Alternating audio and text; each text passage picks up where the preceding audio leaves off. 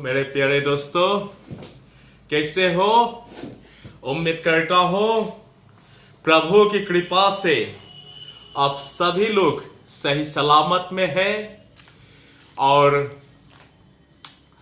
मैं हमेशा मेरे दोस्तों के लिए, मेरा सब्सक्राइबर्सों के लिए, मेरे व्यूअर्सों के लिए मैं हमेशा और मैं और मेरा परिवार आप लोगों के लिए हमेशा हम लोग प्रार्थना में रहते हैं।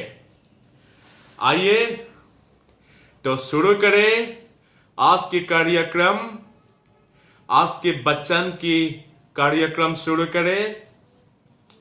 आज का जो वचन का, पवित्र वचन का हिस्सा मैंने यशायाह अध्याय 1-2 से लेकर 3 पद तक मैंने चुना है पवित्र बाइबल से। इसमें लिखा है, हे स्वर्ग सुन और हे पृथ्वी कान लगा, क्योंकि यहोवा कहता है, मैंने बाल बच्चों का पालन पोषण किया और उनको बढ़ाया भी, परंतु उन्होंने मुझसे वलवा किया। और 3 पद में ऐसा कहा गया है, बैल तो अपने मालिक को और गधा अपने स्वामी की चरनी को पहचानता है, परंतु इस्राएल मुझे नहीं जानता, मेरी प्रजा विचार नहीं करती। आमीन। मैं थोड़ा सा विनती करूंगा। प्रभु परमेश्वर, आपको कोटि कोटि धन्यवाद देना चाहूंगा, क्योंकि आपने अनुग्रह प्रदान करके इतना सुंदर सुनहरा मौका दिया आपको याद करने के लिए। प्रभु आपको बहुत धन्यवाद देता हूं इसलिए, और आपकी उपस्थितियों के लिए आपको धन्यवाद देना चाहूंगा।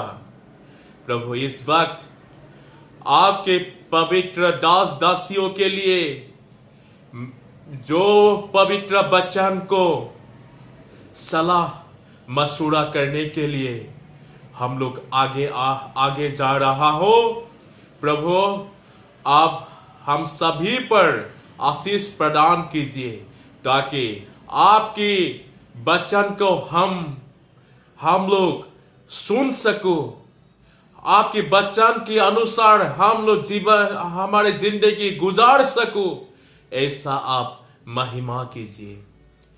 ये प्रार्थना हमारे त्राणकर्ता यीशु मसीह के नाम से मांगते हैं। आमीन।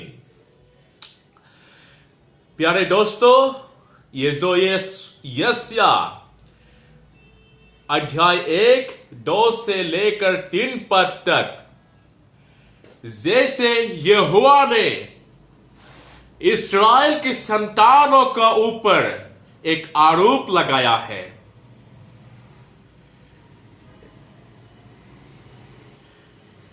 उसने इस्राएल की संतानों को इतना प्यार करते हैं, इस्राएल की संतानों को इतना केयर लेते हैं, फिर भी इस्राएल की संतान हमेशा परमेश्वर का प्यारों को ठुकराते हैं।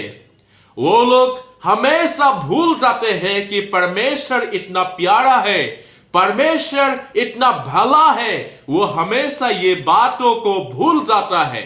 जब इस्राएल की संतान मुसीबत की घड़ी में आ जाते हैं, उस समय हमेशा परमेश्वर को पुकारते हैं कि हे परमेश्वर, आप हम लोगों को छुटकारा दे। लेकिन जब मुसीबत का घड़ी खत्म हो जाते हैं, उसी वक्त इस्राएल की संतान हमेशा परमेश्वर का उपकारों को भुला देते हैं।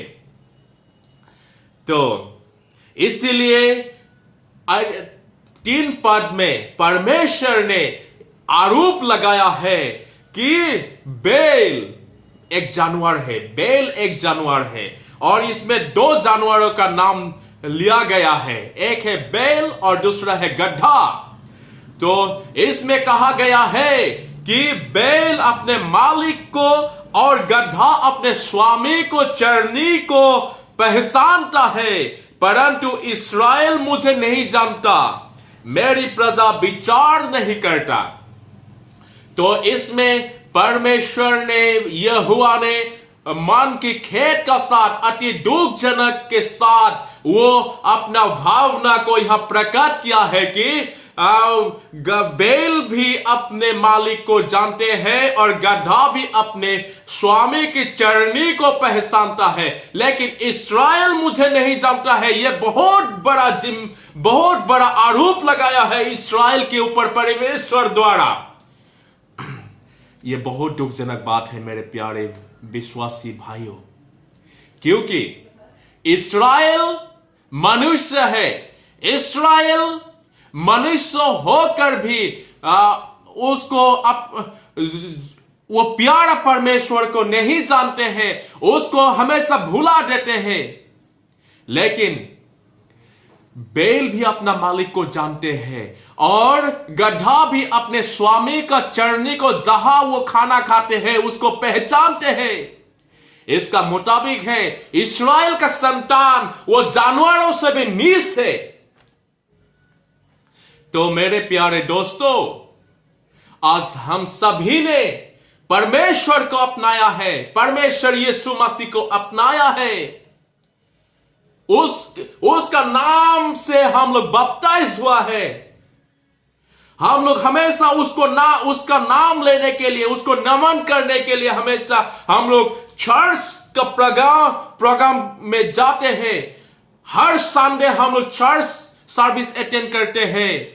उसका नाम से हम लोग गाना गाते हैं, उसका नाम से हम लोग प्रेज एंड वर्शिप करते हैं, उसका नाम से हम लोग प्रार्थना करते हैं। लेकिन अगर ये सभी कुछ करके भी अगर हम लोग, हमारा जिंदगी, हमारा जीवन अगर परमेश्वर की राहों में चलने के लिए नाकामयाब हो जाए, तो ये अति दुखजनक बात होगा। क्योंकि सिर्फ प्रे करने से, सिर्फ बाइबल का वचन को बांटने से, सिर्फ संडे चर्च सर्विस अटेंड करने से वो क्रिश्चियन नहीं हो जाता मेरे प्यारे दोस्तों। क्रिश्चियन होने के लिए प्रभु का दिया हुआ तरीका से अपना जिंदगी को गुजारना है। प्रभु यीशु मसीह का दिया हुआ राहों में चलना है, उसका दिया हुआ आज्ञा को पालन करना है। तभी ही हम लोग एक अच्छा क्रिश्चियन, अच्छा ईसाई बन सकते हैं। इसीलिए मेरे प्यारे दोस्तों, ऐसा ना हो कि प्रभु यीशु मसीह भी कहे कि गाय भी, बैल भी अपने मालिक को जानते हैं और गधा भी अपने स्वामी की चरनी को पहचानते हैं, लेकिन ईसाई लोग मुझे नहीं जानते हैं। अगर ये होगा तो ये हमारे जिंदगी के लिए अति दुखजनक बात होगा मेरे प्यारे विश्वासी भाइयों और बहनों। तो इसीलिए हम लोग प्रयत्न करें ताकि हम लोग प्रभु यीशु मसीह ने दिया हुआ राहों पर चल सके, प्रभु यीशु मसीह का आज्ञा का अनुसार चल सके। तो ऐसा अगर हम लोग ऐसा कर पाते, तभी हम लोगों का क्रिश्चियन जिंदगी का एक सफल, संपन्न, एक कंप्लीटनेस ऑफ क्रिश्चियन लाइफ हो सकता है मेरे प्यारे दोस्तों। तो आइए, तो आज यही से परमेश्वर का वचन को समाप्त करें। प्रभु आप सबको आशीष प्रदान करें मेरे प्यारे भाई और बहनों। तो आज का जो वचन कैसा लगा मेरे प्यारे भाइयों? अगर आपको अच्छा लगा तो लाइक्स कीजिएगा, शेयर कीजिएगा और मेरा चैनल को सब्सक्राइब कीजिएगा, क्योंकि आप आपका सब्सक्रिप्शन का द्वारा मुझे एनकरेज मिलता है और परमेश्वर का वचन को फैलाने के लिए एनकरेज मिलता है मेरे प्यारे भाइयों और बहनों। तो आपका प्रेयर पॉइंट्स होगा तो जरूर भेजिएगा। मैं आप सभी के लिए, मैं और मेरा परिवार आप लोगों के लिए प्रार्थना करेंगे। अगर आप बीमार में हैं, आप टेंशन में हैं, तो प्रेयर पॉइंट जरूर भेजिएगा। मेरा YouTube चैनल में मैसेज करके भेजिएगा। हम लोग आप लोगों के लिए हमेशा प्रे करेंगे मेरे प्यारे। तो तब तक के लिए और न्यू एपिसोड में फिर से मुलाकात होंगे। तभी के लिए प्रभु आपको आशीष दे, आपका साथ रहे और आपका भला करे। आमीन।